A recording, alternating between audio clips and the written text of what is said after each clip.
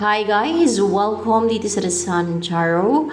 Ang reading nito ay for collective for anyone who can resonate sa reading na ito. This is a general reading for collective your energy at this time. And this is a collective reading, guys.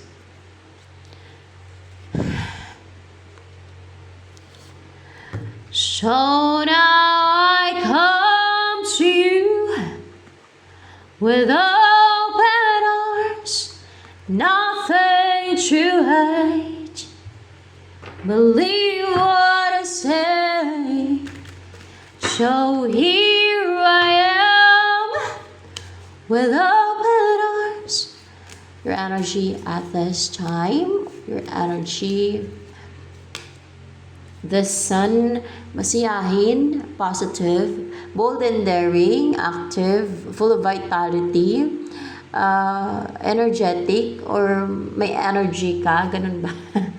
And optimistic, o bigla ka naging optimistic, o ganyan talaga yung energy mo, na active, aktibo, bibo, biba, mga ganyan ba? And you're so brave, no? Kasi may color red and passionate din sa mga pinupurso mo, sa goals mo. You're charming and pwedeng achiever ka or talented.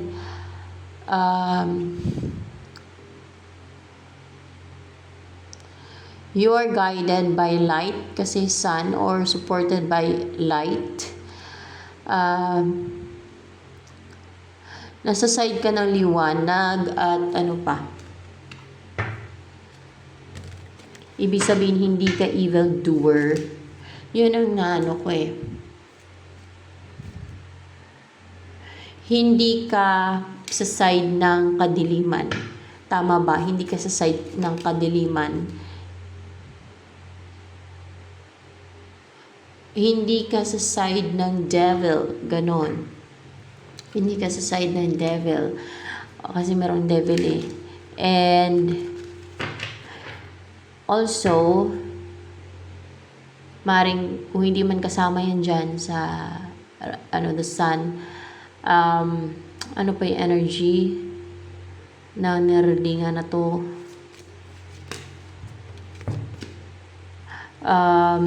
The world and the two of wands. May plano kang umalis, lumayo, mag-travel, o mag-migrate, o doon na mag-settle down sa abroad o sa ibang lugar.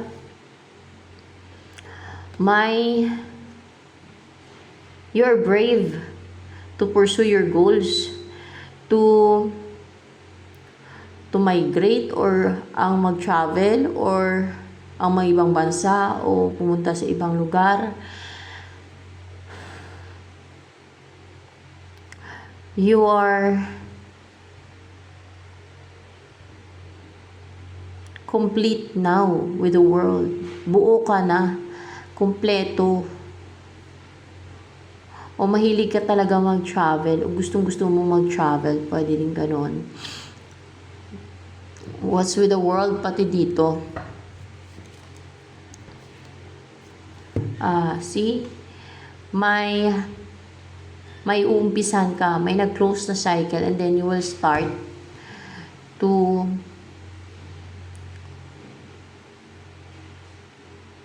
travel or to walk on a new path. You're starting a new beginning. Hindi ka takot na mag-risk, na mag-take ng a leap of faith, o ang mag-travel kahit mag-isa ka. You're so fearless talaga. And ano pa,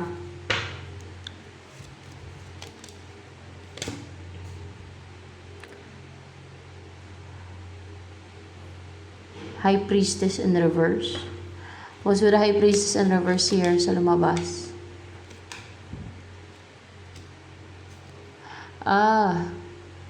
Hindi ka na mahadlangan ng High Priestess na yan. Maring ito yung energy ng High Priestess din to. It's High Priestess, someone tarot reader siya, tarot reader. Tingnan natin. Hindi siya tarot reader kasi may tarot. Gumagawa ng spiritual yan. Ba yan? Gumagawa siya ng spiritual at committed siya sa paggawa ng spiritual against you. Committed siya sa paggawa ng spiritual.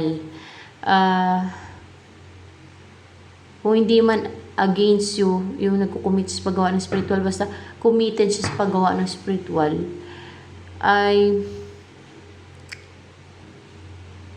hindi ka na niya masasaktan. Hindi ka na niya mapipiste. Kung nakita niyo to, parang sa kamatayan, dinaanan ng kamatayan. Ganun ba? Ano ba to? Bakit? May death card. Hindi ka niya mapapatay. Hindi ka niya mapipiste. Hindi ka niya mapigilan. Hindi ka na niya masalot ba? Tama ba?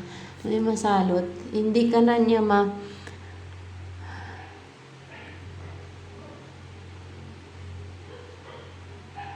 makontrol at yung ikaw yung iiwas sa kanya, yung makaramdam ng hiya sa kanya, parang ganun. Gusto niya mahiya ka o gusto niya kasi mahiya ka sa kanya eh. Manipulative. Ang gusto niya mahiya ka sa kanya, bakit? Bakit daw? Gusto niya ng power over you. Gusto niya ng power over you ni High Priestess in reverse na yan. Oh. Yung ibig sabihin niyan kung bakit in reverse yan, hindi na nagmamanifest or hindi na gumagana, hindi ka na niya mapipiste, hindi ka na tatabla ng kanya mga ginagawa. Gusto niya pang mahiya ka sa kanya pati. Oh, gamit yung mga ano yan, hindi na gamit yung mga spiritual. Oh. And kung meron ka mga gustong i-pursue na mga mangyayari sa buhay mo, na pinapangarap mo, mangyayari na siya. Hanggat pagsikapan mo, pag nag-risk ka, ay walang imposible na ma-achieve mo yung gusto mo, na marating mo yung goal mo, marating mo yung pangarap mo. Mga ganun ba, maabot mo yung pangarap mo. Ano pang energy mo ngayon?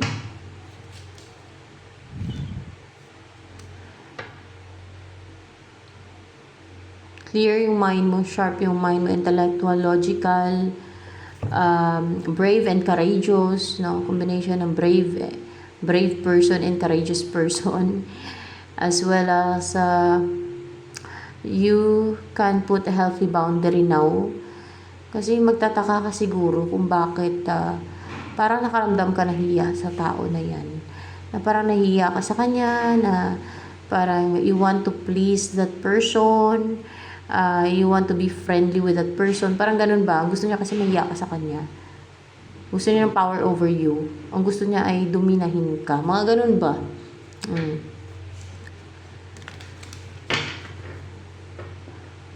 Ano ginagamit niya?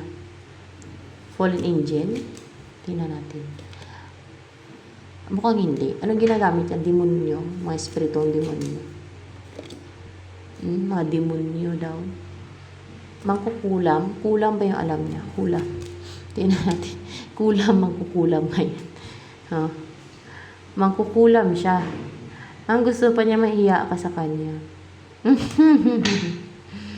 Ang gusto niya mahiya ka sa kanya. Oh my gosh. Yan ang ginagawa niyang ritual sa'yo. Para mahiya ka sa kanya at para pistihin ka niya, i-harm ka niya pati. Para you will bow down sa kanya. Yan, para maging para maging submissive. Hindi para mahiya ka pati sa kanya. Kasi gusto niya ng power and control over you. Yan siya. Ano pa ang mangyayari sa buhay mo? The star.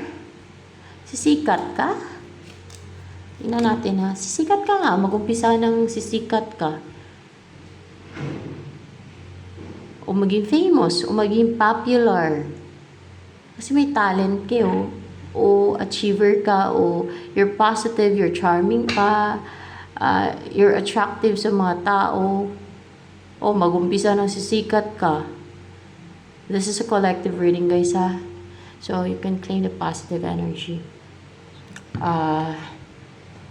Message na nag-guide sa akin dito.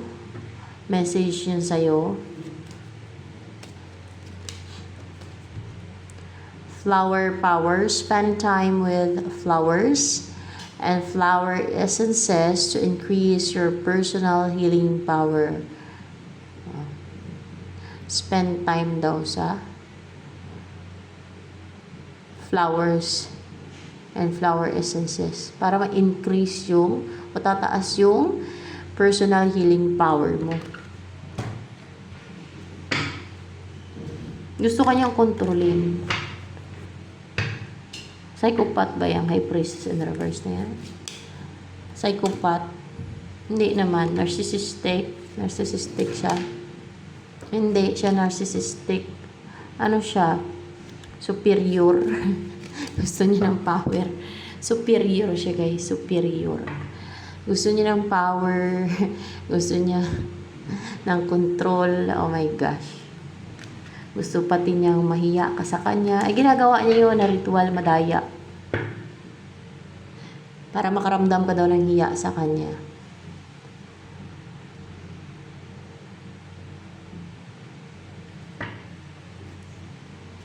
Yung kahit na siya ang gumawa ng panalbahi sa'yo, ay ang gusto niya ikaw pa yung mahiya sa kanya. Ganun ba? Na kahit siya yung gumawa ng deceit and scheme sa'yo, ay ang gusto niya ikaw pa yung mahiya sa kanya. Balik ta rin niya yan. Eh, syempre sa evil forces yan eh.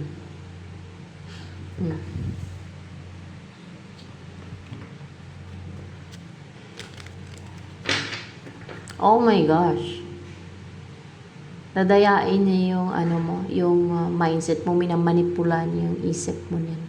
Na mahiya ka sa kanya o ano pa, tapos pinipistik ka niya ng witchcraft niya.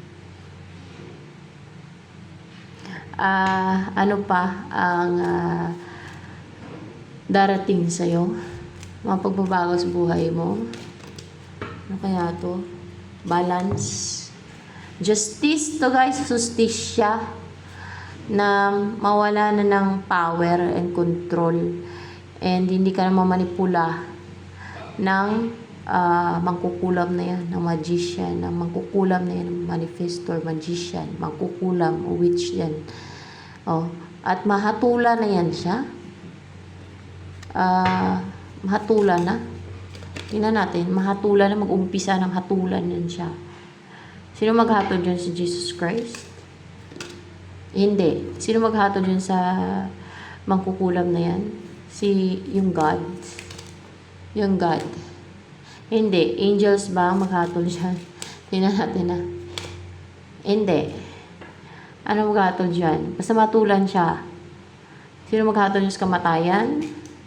Tingnan natin kung sa kamatayan. Hindi eh. Basta tulan siya. May maghahatol dyan.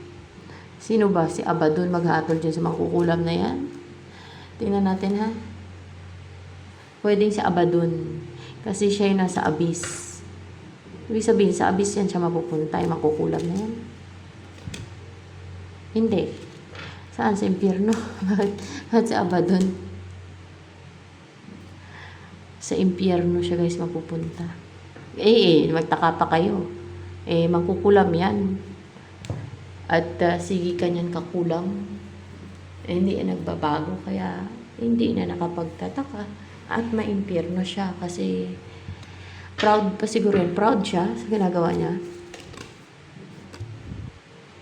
Hindi siya proud. That person is superior kasi. Strong yung desire niya for control and power over others or over you.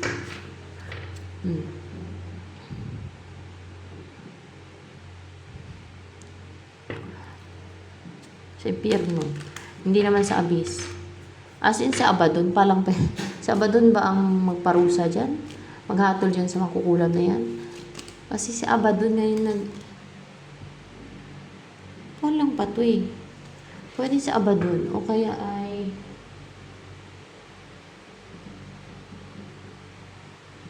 sino ba?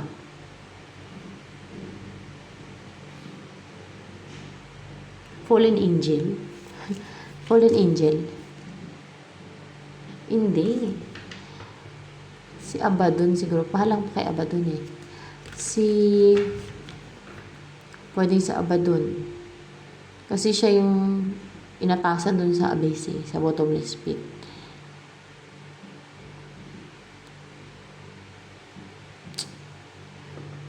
Basta mahatulan yan siya. Nahatulan daw yan, yung mangkukulam na yan. Dark Lord ang maghatol sa kanya. Kagaya ni Abaddon, Dark Lord. Dark Lord. Baka may iba pang Dark Lord. O si Abaddon. Kasi, ano ba yun? Si Abaddon, upright na yun kay Abaddon. Puro pahalang. Mukhang hindi din si Abaddon. Pahalang. Dark Lord. Maring Dark Lord. Ewan ko, sinong Dark Lord. Dark Lord. Ang maghatol dyan. Ayun naka-assign para hatulan ang mangkukulam. Mga mangkukulam. Oo.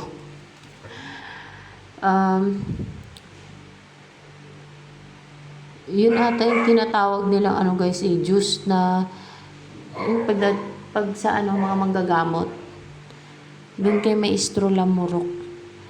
Pag magpagamot ka doon, pag pinupugutan ng ulo yung mangkukulam. Kasi ang rason niya, yun ang nakasaad sa Biblia, napugutan ng ulo yung mga mangkukulam, napatay ng mga mangkukulam, kasi yun ang sabi ng God sa Biblia. Kaya pinapatay niya. Pati yung mga elemento na hindi tinatantanan yung tao, pinapatay niya din. Kasi yun ang nakasaad daw sa Biblia, nasa Biblia. Patay daw ang mangkukulam, kaya pinapatay niya yung mangkukulam. Tinatawag niya yung Diyos sa ilalim ng lupa daw. May tawag siyang pangalan eh. Yun ang pinapapugot niya ng ulo ng mangkukulam. Baka yun na yun? Yun ba yun? Yun na nga, yun. Yung Dark Lord na yun. Yun daw ang ewan ko ang pangalan nun. Basta, Diyos sa ilalim ng, basta yun ang sinasabi niya. Sa ilalim ng lupa. Sa ilalim ng lupa. Sa kailaliman ng lupa. Pwedeng si Abaddon din, pahalang eh. Puro pahalang. Basta Diyos sa kailaliman daw ng lupa. yun ang naalala ko eh. Kasi napagamot ako dun dati. Pero kailangan doon may pangontra ka kasi babalik siya guys. Lalo pag tuloy-tuloy yung ginagawa sila mangkukulam na kinukulam ka niya, babalik siya pag wala kang pangontra. Ganun naman doon. Kasi pag inulit na kulamin ka na naman, babalik na naman. Lalo kung nanggigil sa'yo mangkukulam dahil nainggit o nagalit o na-insecure ang rason, ay hindi yan titigil.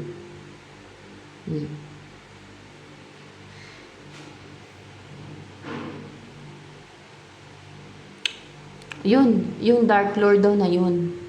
Maaaring may iba pang Dark Lord. Yun na yung binabanggit ni Maestro Lamurok dun pagka magpugot siya ng ulo ng mga mangkukulam.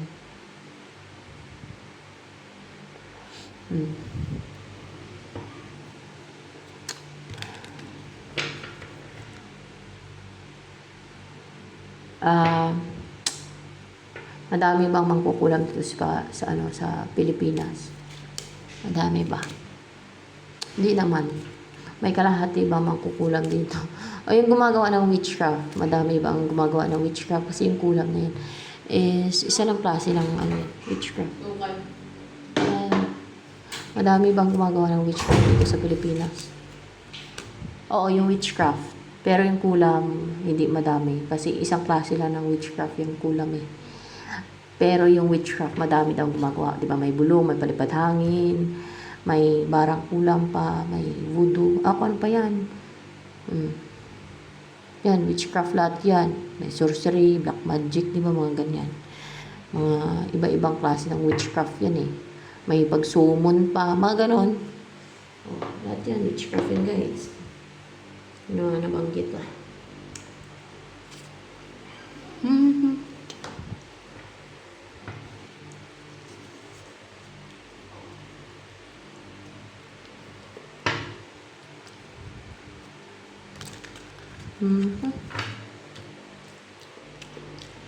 May kamuting kahoy ako.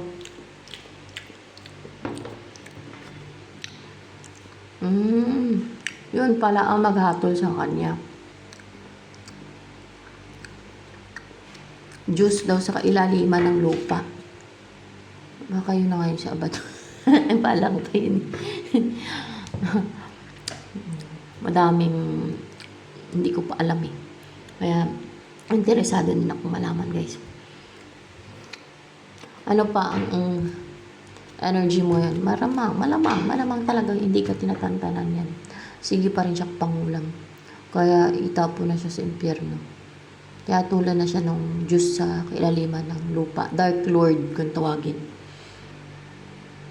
Ano yun? May pahintulot ng God yun? May pahintulot ng God na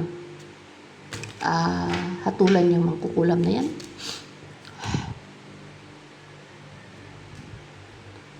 Pahalang upright ba yan?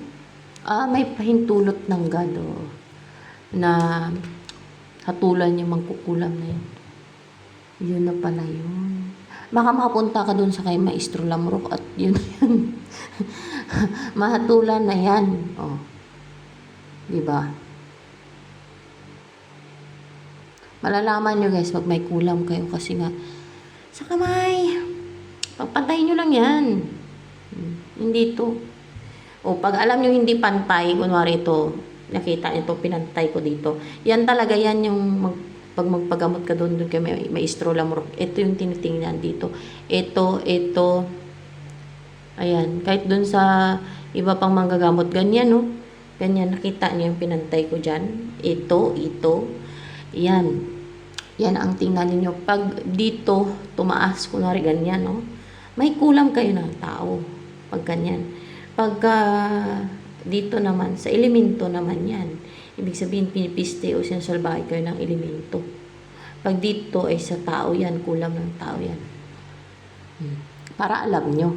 Basta pagpantayin nyo lang to. Pag lumagpas to dito, kulam ng tao.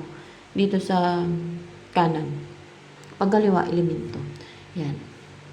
Ganun lang yun, guys. Yung iba yung kanilang pagtingin. Ay, dito man sila magtingin, no? Dito ang pagpantayin nila, hindi mo naman mapantayin dyan. Ewan ko ba, ba't dyan sila nagtumitingin? Hindi talagang malalaman yan dyan. Parang mahirap. Dito talaga yun. Ito. Yan, dyan. So, pag alam yung pantay, wala talaga, no? Pagka nakita yung pantay, walang nang-harm sa inyo. O walang makapang-harm sa inyo. At kung may depensa kayo, ibig sabihin effective yung depensa ninyo. Ganon. Na hindi kayo na-harm ng mga ganyan.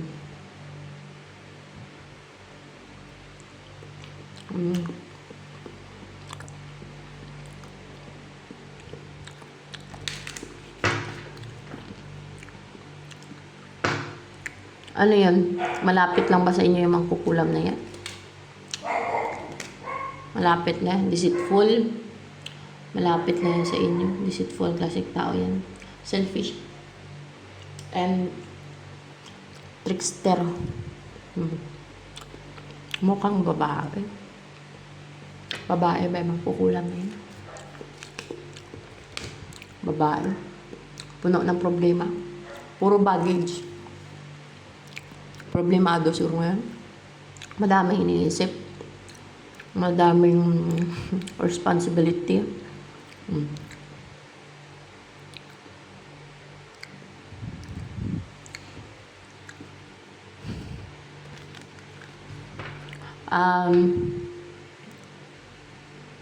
Ano ang baka say this Naniniwala kayo sa mga Greek mythology ba? Baka si Hades, yung Dark Lord na yun. O, diba? O, si Abaddon. Baka yun na yun si Abaddon, si Hades, no? Sa kailaliman ng lupa, eh. Ang sabi ni Maestro Lamrock, pag magpugot siya ng ulo na mangkukulam, eh. Basta wag mo lang tanggalin yung pangontra kasi binibili talaga mahal. 2,000. Basta wag mo lang tanggalin ay manatiling pantay ang daliri mo. Pero pag tinanggal mo, kahit na maligo ka lang, babalik. Kasi dati na-try ko yun, na naligo ako, tinanggal ko kasi mabasa ba. Abay, bumalik guys. Kahit may sinuot ko na ulit, ay hindi talaga siya na nagpantay yung daliri ko. Kahit na sinuot ko ulit, hindi nagpantay yung daliri ko. Hindi na siyang pantay. Kailangan mo na bumalik doon at magpatanggal. Pero kung hindi mo tanggalin, ay pantay siya. May time sa sino na naligo ako, tinanggal ko, saglit lang naman. Hindi ko na nalaman na bawal palang tanggalin kahit saglit. Pag naligo, ay kahit maligo ka, wag mong tanggalin yung pangontran na yun. Bibilin mo yun sa kanya, 2,000. Consultation is 500. Balik to 5, pamasahe mo pa. Pero effective. Papantay talaga daliri mo.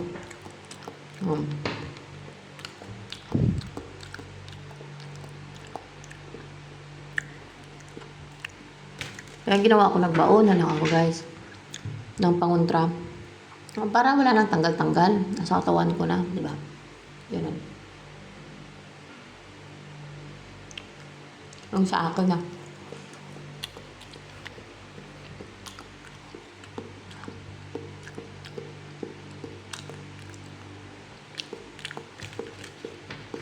Ano naman, message ng angels for you. Magkukulang pala yun eh. Love life, the basis of your question involves your romantic life, which is now changing for the better. Ayan. Your love life now is changing for the better. Ano pa? Patience, please. What you're asking for is coming about. Have patience as there are unseen factors that need to occur first. Ano pa?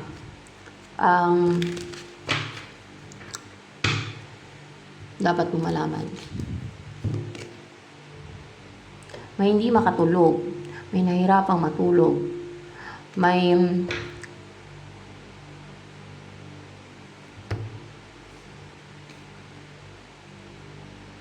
unstable yung isipan niya. Parang tuturete. May stress kung kaya hindi makatulog. Gising ang diwa paggabi. Sino? Yung mangkukulam na nangungulam sa'yo? Oo, nahirapan siya. Hindi siya makatulog paggabi daw. Nagkakaroon na insomnia. Bakit? Bumabalik sa kanya yung kulam niya na ginagawa niya sa'yo, bumabalik sa kanya.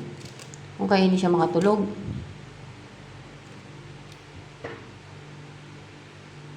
Upright ba yan? Palang pa eh. Hindi sa bumabalik sa kanya yung kulam niya. Kundi, clarified by, siguro kakaisip niya guys. Kakaisip niya na gusto niya makuha yung kung anong meron ka. Hindi. Para bang nagiging covetous kasi parang possessive siya ba? Dahil sa, or meron siyang mga hindi na-release na let go. Mga negativity siguro. O dahil meron sa kanya na hindi niya na let go, na release. Ano yun? Evil spirit sa katawan niya? Hindi eh. ah,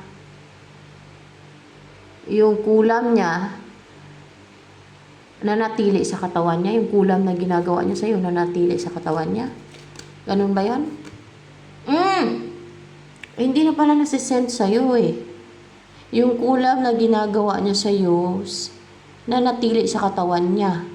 Hindi nasisend sa'yo, kaya walang babalik sa kanya. Kasi nasa kanya na tumatama.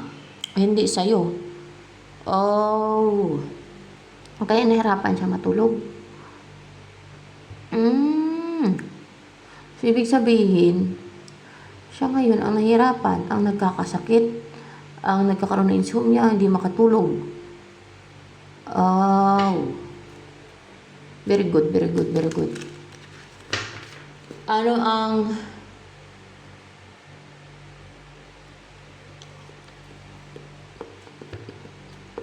nais sabihin sila ng mga guide ko?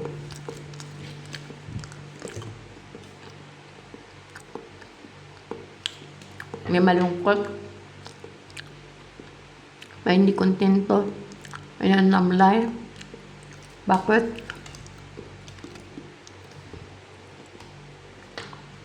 You are happy, you're healthy with your family, you're contented sa buhay mo, masaya kayo ng pamilya mo. Sino yung hindi daw contented at malungkot? Si High Priestess in reverse. Hindi. Yung ex mo.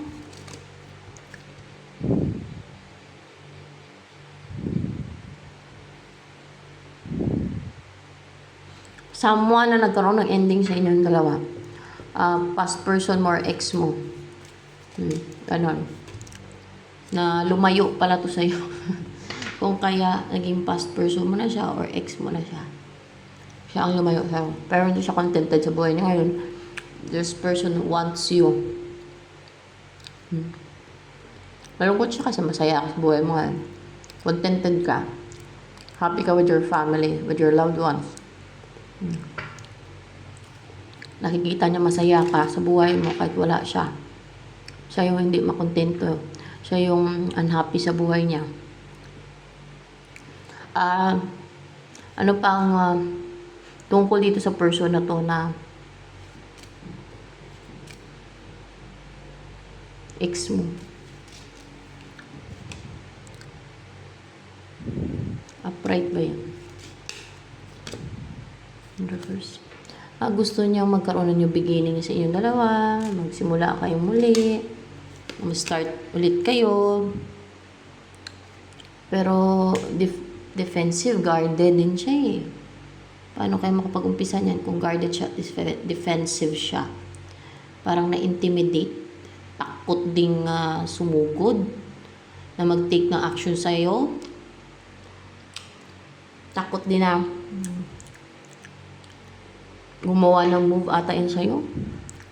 Maaaring may ego, ma-pride, o nahiya na. Pwede din.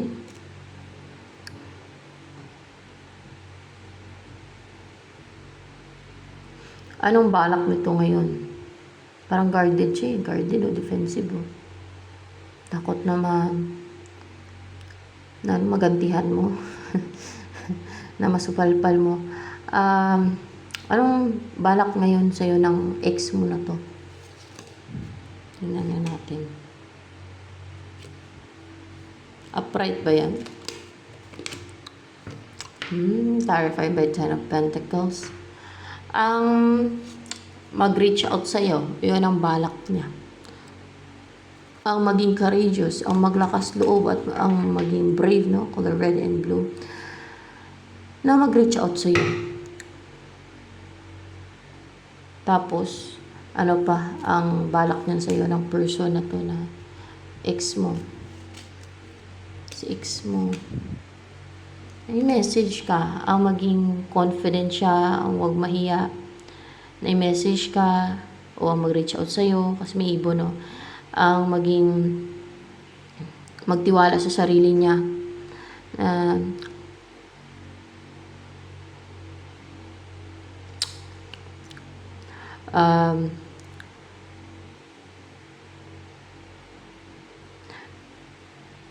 na makipag usap sa'yo, na kung sa ganun ay magkaroon ng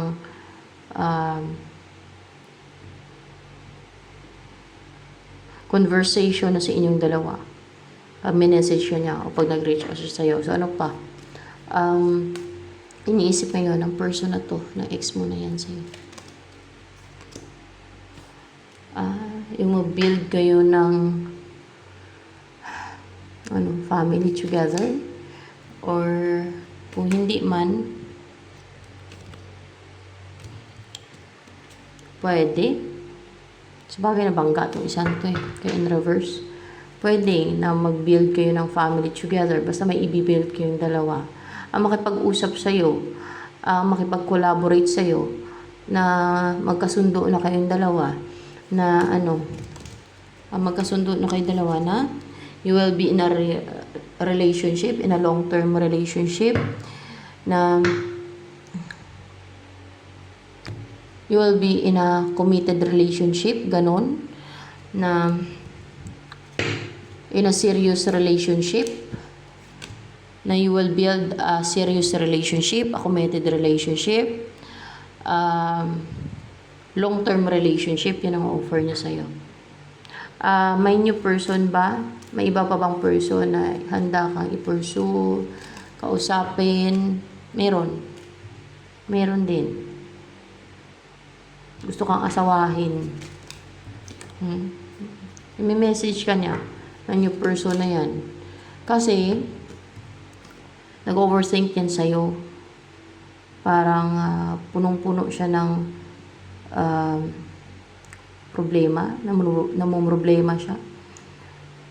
Kakaisip sa'yo, parang nagkakaroon ng anxiety, parang to the point na iniiyakan ka. Ganun ba yun? Umiiyak siya dahil sa'yo. Hindi naman. Na-stress lang yan. Kaya, ganun. Parang stress. Nag-overthink yan sa'yo. At, ang bigat ng dala-dala niya. Parang napuno na yung isip niya, kakaisip sa'yo. Na naging baggage na sa isipan niya. So, ito na lamang guys for collective reading. Sa mga baguhan po dito sa aking channel, please to subscribe. At huwag po ninyong kalimutang i-click ang bell button nang sa ganun ay ma-notify kayo sa mga susunod na videos na i-upload po. At paki-like naman po at pati-comment na rin sa ating comment section box, lalo na sa mga nakaresonate sa reading nito.